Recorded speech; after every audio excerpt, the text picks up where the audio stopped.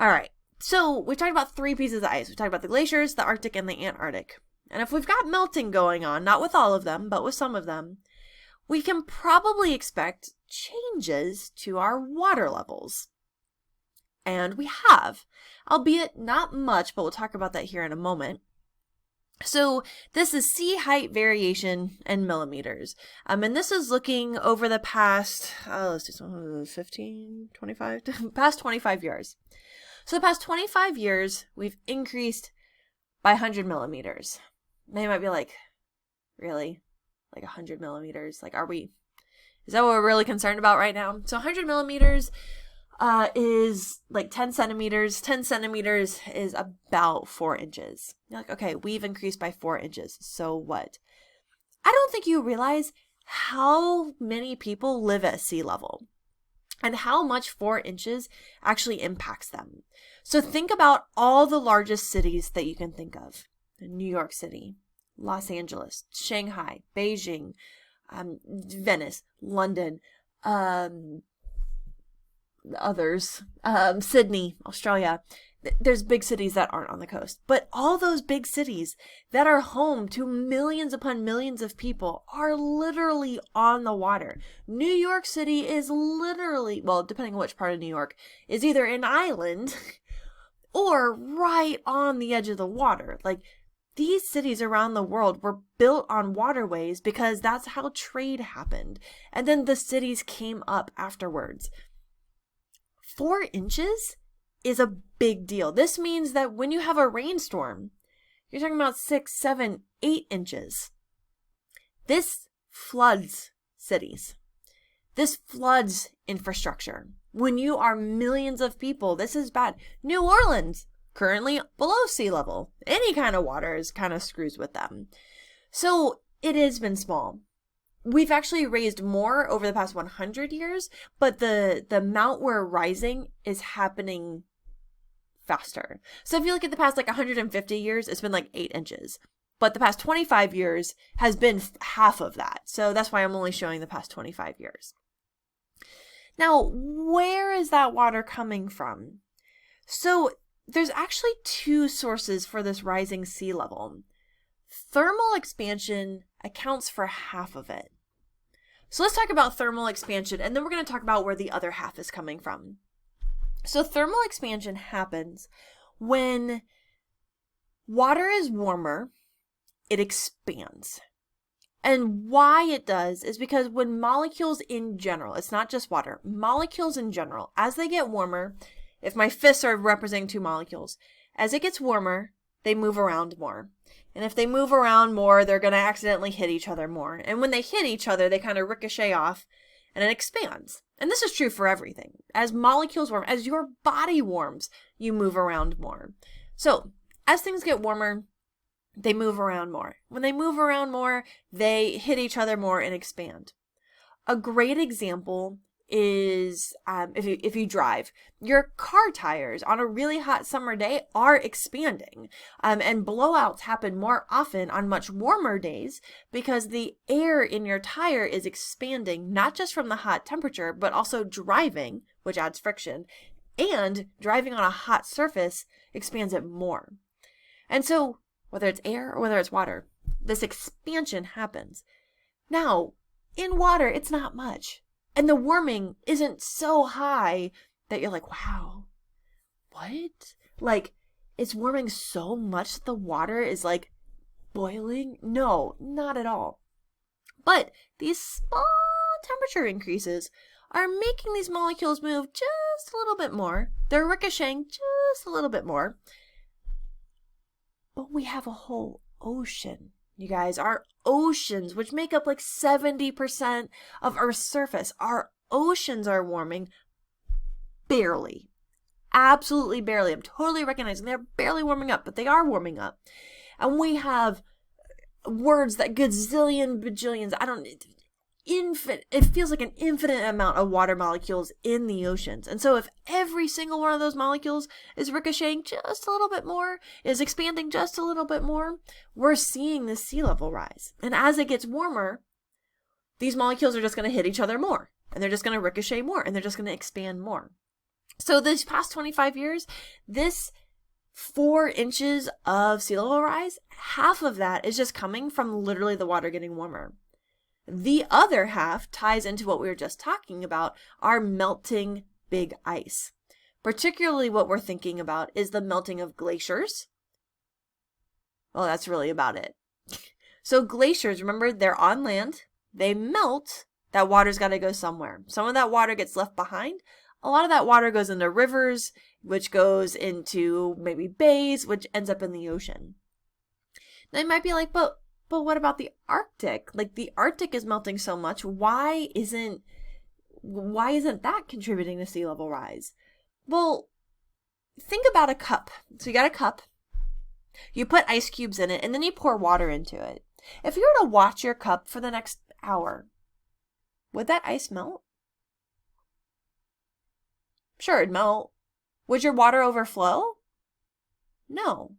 Because when you put that ice cube in, you have already displaced the water.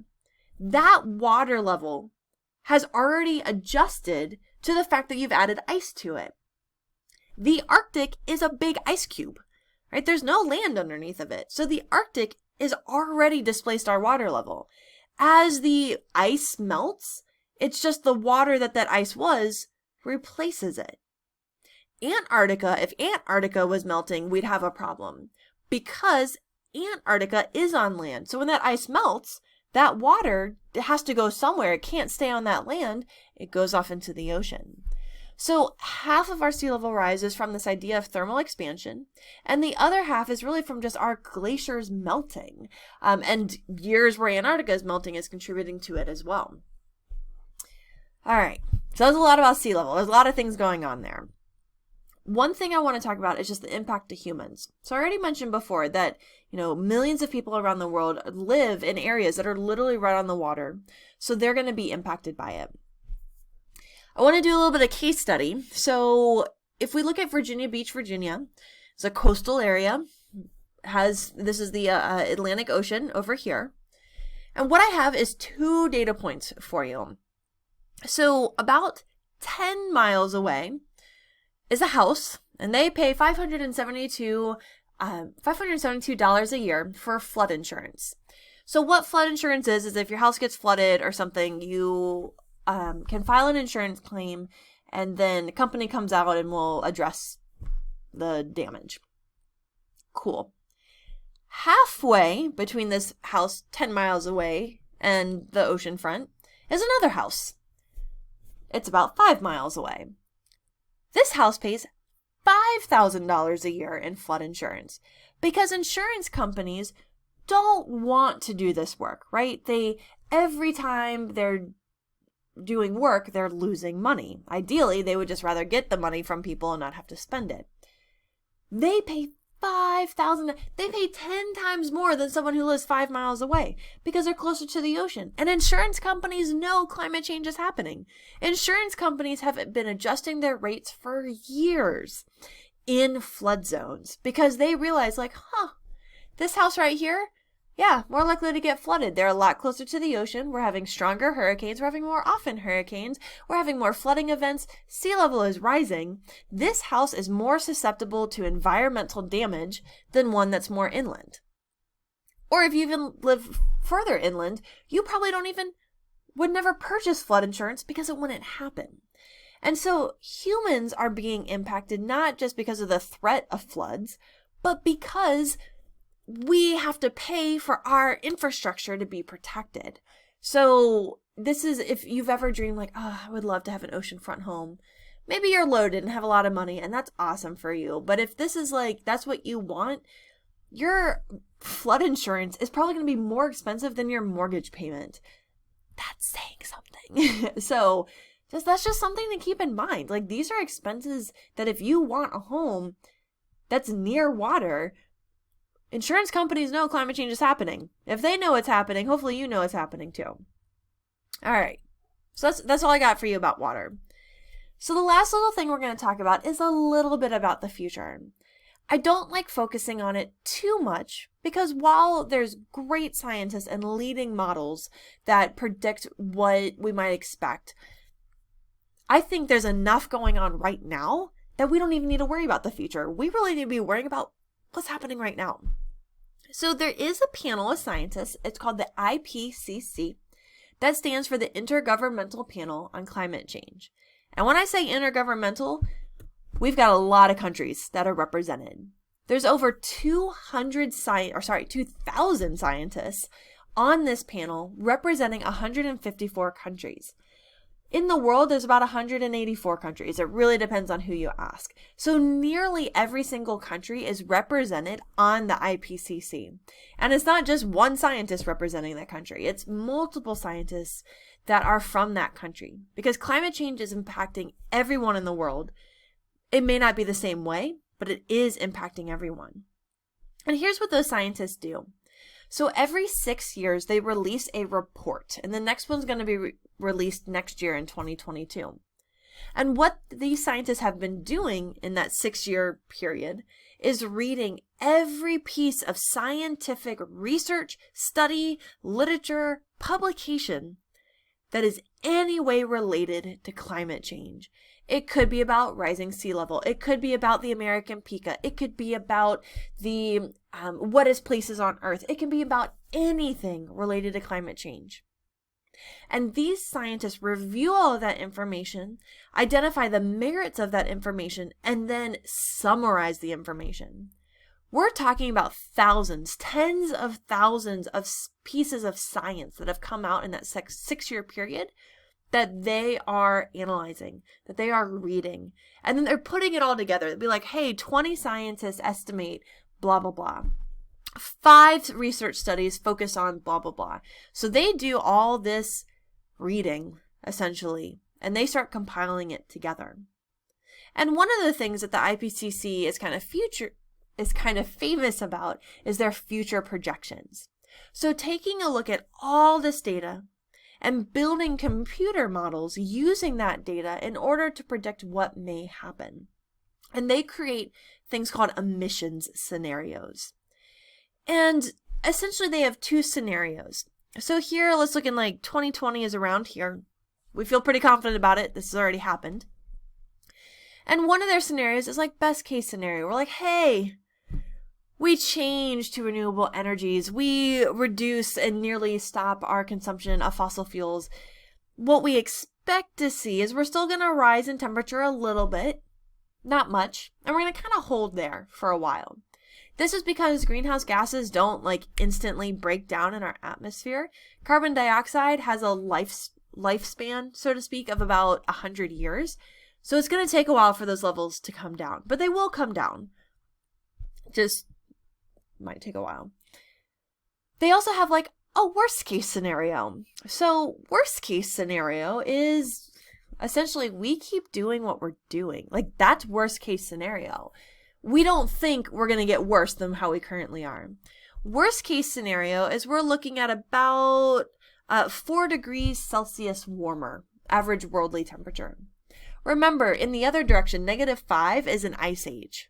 So again, small temperature changes make huge impacts to our Earth. What's 4 degrees warmer going to look like? We don't know. We don't have something we can look at in the past to be like, like here's what we can expect. We're just going to find out.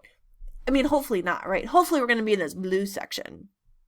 So just know, like, there are very smart people who are trying to think of what's going to happen in the future and are creating different scenarios if we're doing better or if we're doing worse. But, you know, I try to be optimistic. I really do. but it's not looking optimistic right now. And if you just want to be scared a little bit more, there's a video that you guys are going to watch. It's looking at North America. And it's essentially playing out the 2 emissions scenarios, kind of best case scenario where we still increase a little bit, but not much. And then it plays worst case scenario. And worst case scenario is really freaking scary. While you're watching this video, pause along the way. You're going to see in the bottom, on the right hand side, the year. So again, these are projections. And on the bottom left is a scale in Fahrenheit. So putting it in maybe depending on where you're living and what you're used to, putting it in a scale that you might be used to. And take a look at, again, it's not looking at all of Earth. It's actually showing you a map of like what's Maryland looking like what's Canada looking like what's Washington State looking like. So you can get an idea of the impacts and the changes that you're seeing. So it plays through the two scenarios and just take a look at it and just imagine what that future looks like and imagine which one you want to be living in. So go ahead, pause here, click on the link that's coming up above me, and then come on back. So you have learned a lot. We've learned about big ice, how glaciers are melting. That contributes to sea level rise. That water has to go somewhere. The Arctic drastically melting. Fortunately, not really impacting sea level rise, just because the Arctic is an ice cube sitting in water. That water has already been displaced. And then finally, Antarctica, she's doing what she wants to do. Some years she's growing, some years she's losing weight. Like, she does what she wants to do, hasn't really been impacting our sea level rise much. And honestly, scientists don't quite know what's going on as it is. We do have teams of scientists that are looking at what the future has in store, but honestly, we've got so much going on right now. We really need to work on what's happening today. How can we address today? And as we address today, that's going to make better scenarios for our future.